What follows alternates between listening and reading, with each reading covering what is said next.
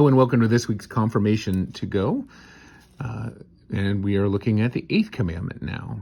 Let's dive right in. You shall not give false testimony against your neighbor. What does this mean? We should fear and love God so that we do not tell lies about our neighbor, betray him, slander him, or hurt his reputation, but defend him, speak well of him, and explain everything in the kindest way. So this one's a little bit longer, a little bit chunkier, but it really is talking about our name in our mouth. And Luther, I think, understands that this is a commandment that we can mess up a lot. The very first thing, we're going to get into definitions, but your kids are probably not going to know what testimony is, or not have the clearest picture of what it is. So be mindful of that. And even this idea of reputation, taking the time to unpack that. Sometimes we're just defining words and giving them a biblical bent. Sometimes this is just vocabulary that they do not know. Another big one is slander. That's we almost think of it as a legal term, although Luther certainly did not. All right, well, let's break this down. Again, first commandment. As always, this is not going away. We should fear and love God. In those two defining words there. And so again, we've got the first commandment is leading us into now the 8th commandment. All right. And then we do have the negative, I should say, and then the positive. Right. And that's always divided here by this but, and we got the mark there. So that we do not. And then we have 4 things. Tell lies. That's 1. Betray, slander, or hurt his reputation, right? The first one is tell lies about our neighbor. We're still defining this area, right, of those people, that just the people around us, especially. It's everybody in the world, but the people around us especially. So tell lies, betray, slander, or hurt reputation, right? Not hurt their body, but hurt their reputation. And so this is something separate from the body. If we think about hurting previously back in the 5th commandment. But I think sometimes if you can point out, okay, you've got 4 things you need to tell me, that can help it click in their head a little bit. So it's not just a string of words, and you can break it down into these chunks, even a little bit more than you would with the echo method. All right, and then again, we have 3 things here, right? So we've got 4 and 3.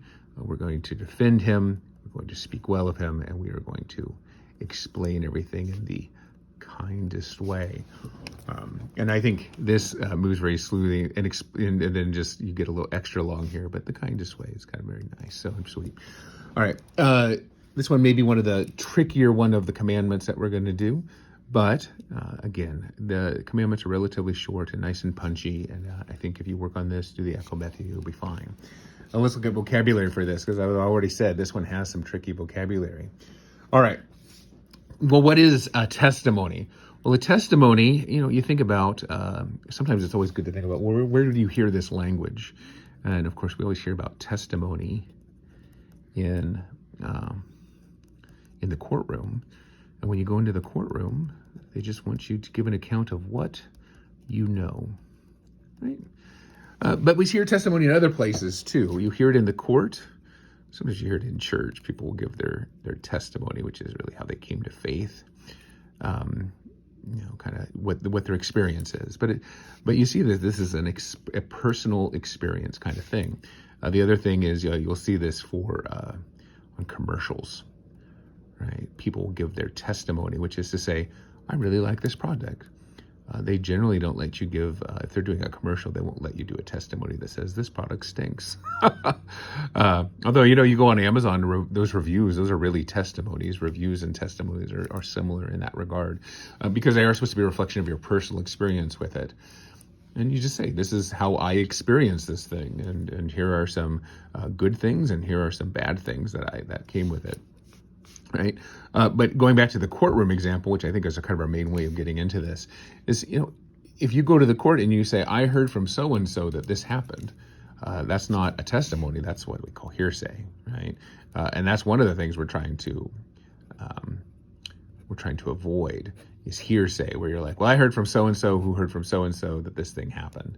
Well, I mean, that lies spread that way. We call that, what do we have? We call that gossip, right? And they won't allow it in court, and God doesn't want us to do it either. We want to give an account of what we know, and we want to give a truthful account, right? We don't want to be false. We want to be truthful.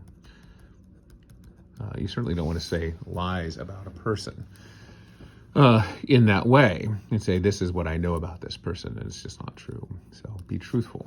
All right. Well, betray. Betray is a little bit different. Betray is to break trust.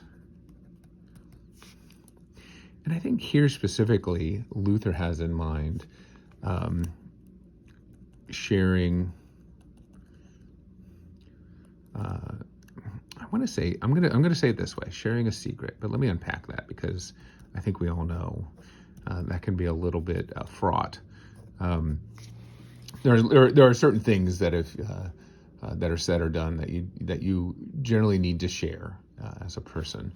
As a pastor, I'm sworn to keep people's secrets. Keep it in confidence, right? People say it to me in the confidence that I won't share it with others, and that is a sign of trust. And trust is this precious thing, and really what the eighth commandment is trying to do is protect our trust. You can't read that. Protect our trust of each other. And that's such an important thing. We want to be able to reliably do that. And I guarantee you, your kiddos are learning that now. They're finding out about people who will kind of, we have all kinds of terms for it, right? Throw them under the bus and things like that. Sometimes just for fun, sometimes just because they're scared, all kinds of things like that. But we don't want to betray people in general, especially if it doesn't have further consequences, right? If they share something that they're ashamed about with you or worried about with you, and then you go and tell other people and it becomes a joke and everything, I mean, that can be very serious and devastating. Now, when we know that there's a consequence outside of what they've said, they say they're going to do something in the future that's very dangerous, or they say something that's happened to them that maybe you're not equipped to deal with, but someone should know to deal with it. Well, that's a different story entirely. But I think even then we need to be as honest as we can be, right? And say, you told me that in confidence, but I don't think I can keep that in confidence. I think that that's a big thing. And, I think part of the reason why you told me is because you knew it was something that needed to be known too. And, if you talk to them and kind of honestly work through it, I find that, your friendship and trust can grow, right? I know those situations can be very tricky, and I can't, take this entire section to kind of unpack all of that. But I think if we're honest and open with people and we explain why we're thinking what we're thinking, that usually helps in the long term. I know emotions get high in the short term, but we're always trying to increase trust with each other and let people know that we are trustworthy. All right. Well, we don't want to betray them. We also don't want to slander them. Now, slander is really kind of a legal term. It's to lie about. Let's just call it this way: to lie publicly. And here, by publicly, I mean you actually make it kind of broadcasted into some way. You don't just even say it to another person, but I think you can even say it in that way. It's this. If you say it to a person and it just kind of chains from one person to another, to another, to another, well, that slander is spreading about them. And now this person has something being said about them that everyone thinks is true, right? And so it's become a public thing. And now it's kind of like all of that is pointing at the person. And you know the weight of that. You know how that feels. And we don't want to do that. The temptation is so great, because even when that happens to us, sometimes we're like, well, if I can take the heat off myself by directing it at someone else, right? That's a good thing. And man, our kiddos are at that age where this is just so rampant. They know they can't use their fists and stuff, but they still know they have one weapon that they can get away with quite a bit, and those are those words, and damaging, and with social media and stuff. Lots of real rough stuff gets kind of spread out very quickly about people, and you just have to be very careful. especially moms and dads, we gotta be mindful of what our kids are being exposed to, and those kind of things. So, but slander is a legal term. If you lie publicly about somebody, and it's proven that it was done kind of maliciously and intentionally, that's a crime. You don't see people actually getting charged with slander very much. I don't see. But man, we do it more than we get charged with it. Let's say it that way. So anyway, all right. So what is this thing called the reputation? This is really how I want you to define it. I want you to define it as the good name, right? We usually say my good name, their good name. And the reason I want us to define it that way is because this reminds us back to the second commandment, right? You don't take the Lord's name in vain. Well, we don't want to attach lies or falsehood to the Lord's name. We also don't want to attach lies or falsehoods to other people's names. So their name can be as good as it can be. Now, maybe they actually do things that are bad, right? If you commit a crime, if you murder somebody, maybe your name isn't so good, but at least the truth is attached to it. And this is finally the thing. We want the truth attached to people's reputations. We want people to be known for who they actually are, not for what people think they are. And that's really the goal here, is we want people to be known for who they are and what they've done, and not some false picture otherwise. All right, so, what are we supposed to do? Well, we're supposed to defend them, and really, stand up for them. And I think our kids get this. They know they're supposed to do it. They just are scared because that's, it's when everyone's pointing and laughing at somebody, is it easier to join in and point and laugh, or to stand up and say, hey guys, that's not cool. We're being cruel and all this is unnecessary. Some kids are instigators and some kids are kind of taggers alongers. And I just, I know, my life in high school, I could be an instigator. I could also be a follow alonger. I could also be the target of stuff. But I certainly wasn't a defender enough. And the world needs more people to defend people's reputations, and just to give our kids that encouragement, saying, look, it's not easy. It wasn't easy for me in high school either, or in middle school or whatever. But the world needs more folks like this, and let's take up the challenge of defending people who need to be defended. And then, of course, we speak well of them. We focus on the positive, right? If mama says, if you can't say anything nice, don't say anything at all. And maybe that's fine. But then also we want to explain everything in the kindest way. And what we mean by the kindest way is assume the best, which is exactly the opposite of what our sinful nature does, right? Our sinful nature always assumes the worst, right? When somebody cuts me off in traffic, I assume that is because they're a jerk. Not maybe because they just had a really rough day and maybe they're heading to the hospital. You just don't know. If I just assumed that person had a good reason for doing what they did, even if it wasn't the most convenient thing for me, or even if it was inconvenience for me, the world would be a better place. Now, I want to say an extra piece about this. This is really almost more of a lesson. I know I add little lessons in here because I think it's enriching. But sometimes I see this part of the commandment get weaponized all the time. In the Old Catechism, we say, put the best construction. Right? And you just build it in a way that it looks good, not bad.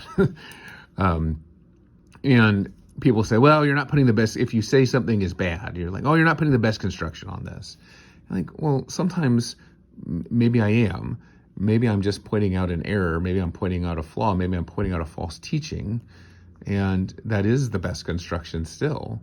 I'm giving them, I'm not, we don't always necessarily want to apply motive to people. If you say, this is a false teaching and you did that because you want to lead people to hell, right? I can point out the false teaching and then I can say, I don't know why you're doing it, but you ought not to do it.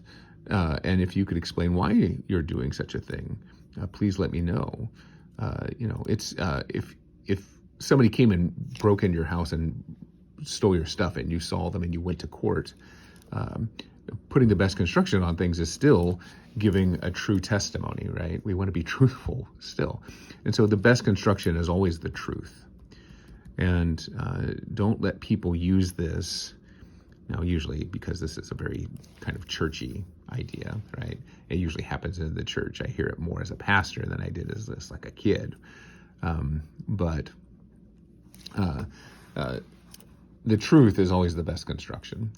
And try not to ascribe motive, I would say, is another really good practice. If you don't know why somebody is doing something, don't assume you do. And I think this is just the best piece of advice I've had for my life as regard to this commandment, is because you're just like, they're doing this because of X, Y, and Z. And then you kind of have to sit back and say, actually, I don't know why they're doing it. Maybe I should go talk to them. And again, all of a sudden we're talking again. And what's going up? Trust, right? I cared enough about you to ask a question instead of to provide my own answer. That could have been right or wrong. And you know how embarrassing it is when you just assume the worst, and then the person actually tells you what happened, and you have to be like, oh.